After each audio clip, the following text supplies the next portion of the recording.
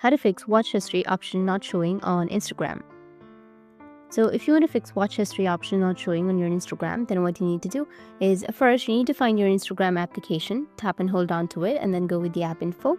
Once you're on your app info, you need to go with storage and cache and then go with clear cache. After clearing your cache, your problem might be fixed. If that doesn't fix your problem, then you need to open up your Play Store. From the Play Store, you need to go with search and search for Instagram. After searching for Instagram, you may have some updates option. You just need simply go and update it. And after updating, your problem might be fixed. But if that doesn't fix your problem, then you need to open the Instagram application and then go with the profile, which will be on the bottom, and go with the 3 horizontal lines, which will be on the top right.